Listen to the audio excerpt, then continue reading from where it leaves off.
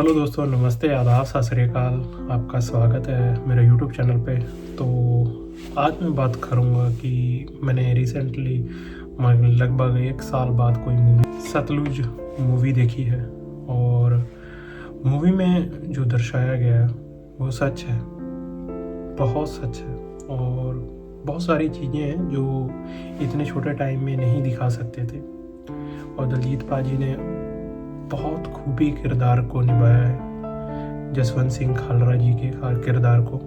और उनके बारे में आप बुक्स पढ़ेंगे, उनके बारे में अगर आप जितना रिसर्च करेंगे उतना ही कम है। एक चीज़ और मैं बता दूं कि ये देश, आप बोल रहे हैं ना कि इस देश में ये बदल सकता है, वो बदल सकता है, कुछ नहीं बदल सकता, कुछ नहीं बदल सकता। केरला स्टोरी सच्ची कहानी थी, कश्मीर फाइल्स सच्ची कहानी थी, बंगाल फाइल्स भी एकदम सच्ची कहानी थी। लेकिन मानवाधिकार कार्यकर्ता जसवंत सिंह खालरा के जीवन पर बनी दिलजीत दोसांझ की फिल्म सतलुज गलत है, उसे हटाने की जरूरत पड़ गई। गुजरात दंगों में मोदी की भूमिका पर बनी बीबीसी की डॉक्यूमेंट्री प्रोपोगेंडा थी, उसे बैन करने की जरूरत पड़ गई। चीनी घुसपैठ के ऊपर लिखी गई पूर्व आर्मी चीफ एम नरवणे की किताब फर्जी थी, उसे पब्लिश होने से रोकने की जरूरत पड़ गई। कुछ नहीं बदल सकता जितना हम समझते हैं। अभी हटाया क्यों गया है? कारण ये है ना कि किसी के दादाजी के बारे में असलियत बताई जा रही है, और वो कहीं ना कहीं कनेक्टिंग वहीं से होगा जहाँ से कनेक्टिंग अभी चल रहा है। जो चीज़ें चल रही हैं वही चीज़ें उस टाइम भी होती थी और इस टाइम भी हो रही हैं। और बोल देते हैं कि ये नागरिकता छोड़ के दूसरी कंट्री में क्यों चले जाते हैं। अभी मैंने एक और मैं लाइव देख रहा था, तो लाइव में वो कोई ऐसे क्वेश्चन कर रहा था, तो दिलजीत भाई ने रिप्लाई किया। तो कारण ये है ना कि अगला बंदा आपके लिए हर जगह खड़े हो और आप उसके लिए कहीं भी नहीं। एग्जाम्पल के लिए कि हम जसवंत सिंह खालरा जी की बात करें तो उनके लिए कौन खड़ा हुआ बाद में? आप पहले उनके बारे में कोई जानता था?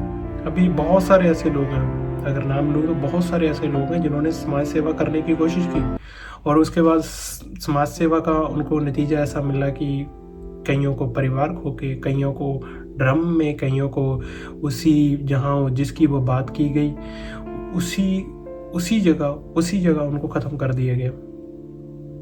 क्यों? ऐसा क्यों? और ये मूवी रिलीज़ क्यों नहीं हुई और इतने कट्स लगाने के लिए क्यों बोला गया?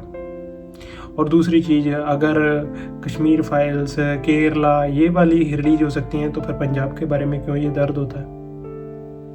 और कोई सच्चा, कोई झूठ नहीं है। आप अमृतसर के किसी भी शमशान घाट में जाके देख लीजिए कितनी लावारिस लाशें जलाई गई थी, पूरा डाटा पड़ा है। तो ये अगर लावारिस लाशें नहीं जलाई गई थी तो फिर लकड़ी कहाँ जलाई गई? लोगों का पेट फाड़ के नदियों में फेंका जाता था ताकि वो डूबे रहे। क्यों? ऐसा क्यों? कितने ही लोग पंजाब के अमृतसर से अलग अलग स्टेटों में जाके रहने लग गए, अलग अलग जगह पे चले गए, घर छोड़ छोड़ के भाग गए, क्योंकि जवान किसी भी लड़के को रहने ही नहीं दिया जाता था। पुलिस इतनी बुरी तरीके से, इतनी ब्रूटली मर्डर करती थी कि देखने वाले 2 जने और 3 जने छोड़ के चले जाए उस जगह को। कितने आप चले जाइए, रिसर्च कर लीजिए, बॉर्डर एरिया में चले जाइए, किसी शादी में जाइए तो आपको जवान बेटे या जवान लोग नहीं मिलेंगे, वहाँ पे लेडीज़ ज़्यादा मिलेंगी। तो क्यों? ऐसा क्यों है? क्योंकि कहीं ना कहीं जो सरकारें हैं ना, उन लोगों को ख़त्म ही कर देती हैं जो उनके आगे अड़ते हैं। तो इससे अच्छा है कि गुलाम रहने से अच्छा है कि देश छोड़ दो या देश की बात करना छोड़ दो। तो ये चीज़ें हैं। और ये मूवी बैन होने का, हटाने का कारण भी ये है ना कि किसी के दादाजी के बारे में बताया जा रहा है, किसी ऐसे इंसान के बारे में बताया जा रहा है कि वो बिल्कुल इस तरीके से था, जानवर था, जानवर से भी बदतर था। तो जब ऐसी मूवीज़ आती हैं तो लोगों को ज़्यादा से ज़्यादा शेयर करनी चाहिए, क्योंकि सरकारें नहीं चाहती हैं कि आप किसी के बारे में और कुछ ऐसी चीज़ें बताएं कि जो सरकार ने गलत की हैं। कोई एक गलत होता है, सभी नहीं गलत होते। कोई एक गलती करता है, उसकी सभी को सज़ा नहीं दी जाती। और अभी जो अरुणाचल प्रदेश में, मणिपुर में चल रहा है, अगर इसके ऊपर भी मूवी आएगी तो उसको भी हटाया जाएगा।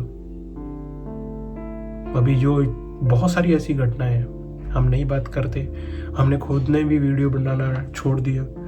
क्यों? क्योंकि ये चीज़ें सब होती हैं। अभी जो जहाँ हो रहा है, जहाँ हम रहते हैं, यहाँ हो रहा है, जो लोग कर रहे हैं उनके बारे में बात करेंगे तो वो धमकियाँ देने लग जाएंगे। यही दिलजीत पाजी के साथ भी हो रहा है। और कोई लोग कमेंट कर रहा है, कोई जश्न मना रहा है ये मूवी बैन होने पर। अगर किसी ने लावारिश लाशों की बात उठाई और उसको ही लावारिश लाश बना दिया गया, तो ये कहीं ना कहीं आपसे भी रिलेट करेगा। एक दिन वो दिन आएगा जो जश्न मना रहे हैं वो भी वो उसी दर्द में रोएंगे जो दर्द किसी टाइम किसी इंसान के लिए था। पंजाब से बहुत सारे लोगों ने पलायन किया दूसरी स्टेट्स में जाके। आप चले जाइए उत्तराखंड में, चले जाइए यूपी में, चले जाइए एमपी में, चले जाइए राजस्थान में, चले जाइए, तो बॉर्डर एरिया से उठ के कुछ पाकिस्तान से, कोई कहीं से, कोई रेफ्यूजी था, कोई कहीं से उठ के वहाँ क्यों गया। 1984 में बहुत सारे घरों से लोग छोड़ के अलग अलग स्टेटों में गए, फिर अलग अलग स्टेटों से अलग अलग जगह पे गए, कोलकाता तक गए, मुंबई तक गए। क्यों? क्योंकि अत्याचार किसी किसी से सहा गया, किसी किसी से नहीं सहा गया। और इतना अत्याचार की आप वीडियो देख सकते हैं, अलग अलग वीडियो, अलग अलग दर्द है, हर इंसान का अलग अलग दर्द है। आप सुनेंगे तो बहुत दर्द होगा। बहुत सारे पूछते हैं, कुछ लोग पूछते हैं कि 1984 में क्यों हुआ। 1984 एक अलग तरीके से पंजाब को कुचला गया, और जिस तरीके से कुचला गया वो कहीं ना कहीं देश दुनिया में हमारे देश की एक छवि ऐसी छोड़ गया कि यहाँ भी ऐसा होता है। कोई मानवता नहीं है, कोई धर्म नहीं है, यहाँ सिर्फ वही चलता है जो पूरी दुनिया में हमको दिख रहा है कि काला राज है, ये हो। मुझे लगता है इंसानियत बाहर है, जिंदा है, देश में जिंदा नहीं है। अब देख लीजिए, अभी छोटी छोटी चीज़ों को देख लीजिए, छोटे छोटे बच्चों को मर्डर किया गया। अभी लास्ट टाइम में जो हो रहा है, अभी जो हुआ है, तो इंसान कहाँ है? बाहर है या यहाँ पे इंसान है? तो आई होप मैंने ज़्यादा इसके बारे में बात नहीं की, पर जो हमारे देश में हो रहा है वो कहीं ना कहीं सही नहीं है। और मैं उन सभी से रिक्वेस्ट करूँगा कि आप इस मूवी को ज़रूर देखें, और अगर गांव में है तो कहीं ऐसी जगह पे सरकारी स्कूल में या गुरुद्वारे में बड़े पैनल पे बड़ी स्क्रीन लगा कर दिखाएं, ताकि लोगों को असलियत पता लग सके। इसमें झूठ कुछ भी नहीं है।